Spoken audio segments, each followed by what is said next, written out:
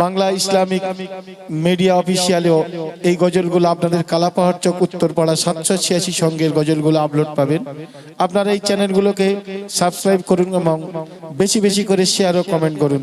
তো আসুন এখন আমরা শুনি সেই এপার বাংলা ওপার বাংলার স্বনামধন্য শিল্পী জনাব এসকে জাফর সাহেবের কণ্ঠে। হ্যালো, বিশেষ করে এখানে একটি চ্যানেল এসেছে, আপনাদের এই কালাপাহাড় চকের টোটাল অনুষ্ঠানটা আপনারা পরে দেখতে পাবেন। চ্যানেলের নাম বাংলা ইসলামী মিডিয়া অফিসিয়াল। চ্যানেলের নাম বাংলা ইসলামী মিডিয়া অফিসিয়াল। এই চ্যানেলটা আপনারা সাবস্ক্রাইব করে নিলে আজকে সারা রাতের যত অনুষ্ঠান আপনারা ডিটেলস পরে দেখবেন।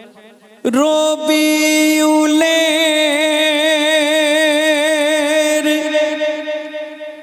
কলম কাঁদে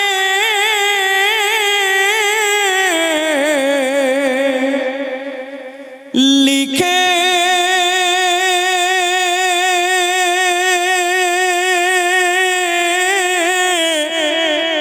এই কাহিনী, যে কাহিনী শুনলে ওরে চোখে আসে পানি, চোখে আসে পানি।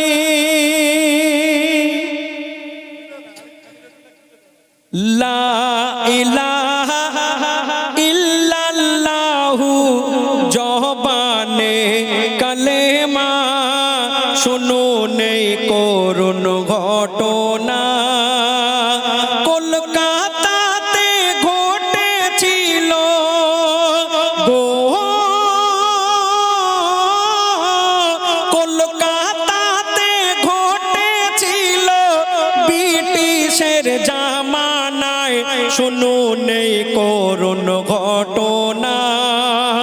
লা ইলাহা ইল্লাল্লাহু জবানে কালেমা, শুনুন এই করুণ ঘটনা, শুনুন এই করুণ ঘটনা। লেখাটা অনেক বড় লেখা, কবি রবিউল ইসলামের খুব বিখ্যাত একটি লেখা।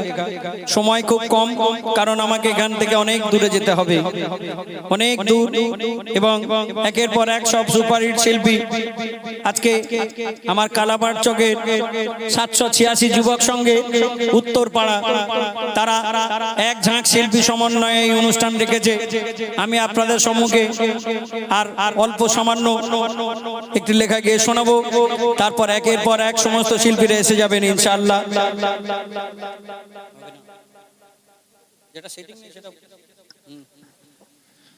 পরবর্তী শিল্পী জনাব হাসানুর নাজমীকে মঞ্চে আসার জন্য অনুরোধ করছি।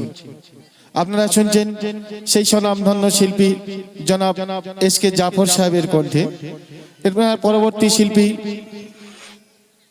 হাসানুর নাজমী, জনাব হাসানুর নাজমী সাহেব, আপনি আমাদের মঞ্চে চলে আসবেন। তো আসুন আমরা শুনি সেই স্বনামধন্য শিল্পী এসকে জাফরের কণ্ঠে। শুনবেন ছোট্ট একটি লেখা।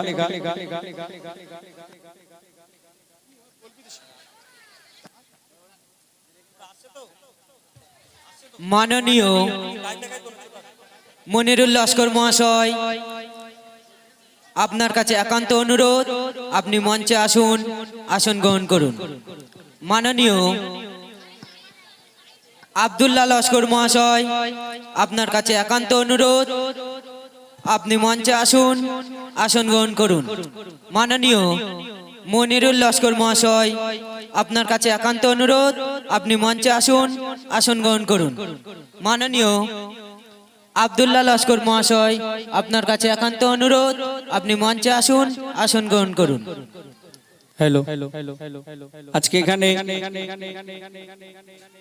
বহু শিল্পী তার একের পর এক আসবে ইনশাআল্লাহ। তবে আমার কমিটি দাদা ভাইরা এত সুন্দর অনুষ্ঠান রেখেছে, আমি অনুষ্ঠানের একদম শেষ ছোট্ট করে একটু লেখা গিয়ে শোনাবো, তারপরে আবার অন্যান্য শিল্পী সমন্বয়ে তারা একের পর এক শুরু করবে।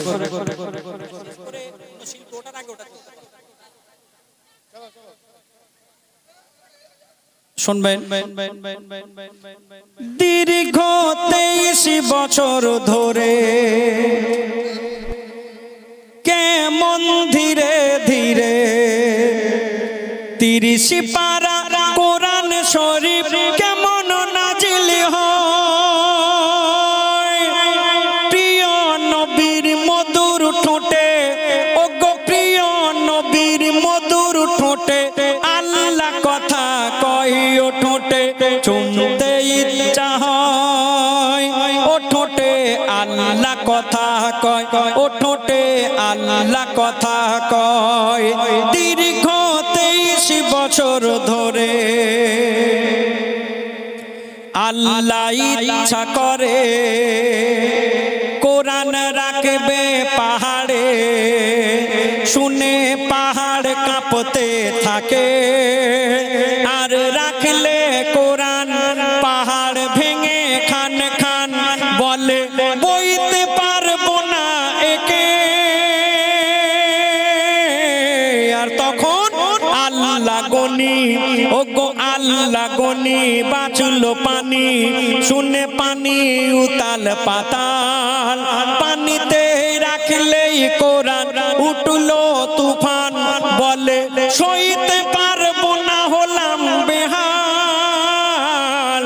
আর তখন আল্লাহ পাক ফেরেশতাদের ডেকে বলছে, শোনো ফেরেশতা কুল করো না ভুল, আনো আমার মাটির আদমকে।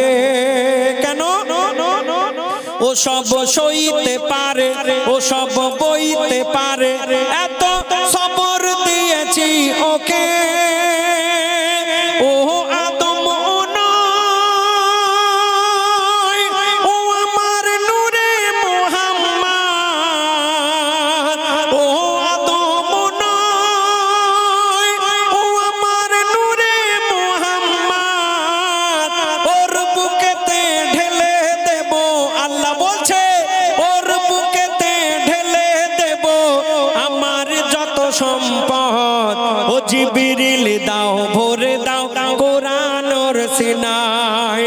দীর্ঘ 23 বছর ধরে কেমন ধীরে ধীরে 30 পারা কোরআন শরীফ কেমন নাজিল হয়, প্রিয় নবীর মধুর ঠোঁটে আল্লাহ কথা কয়, ও ঠোঁটে চুমতে ইচ্ছা হয়, ও ঠোঁটে আল্লাহ কথা কয়, ও ঠোঁটে আল্লাহ কথা কয়, ও ঠোঁটে আল্লাহ কথা কয়। আমি এখন আরো শিল্পী আসবে।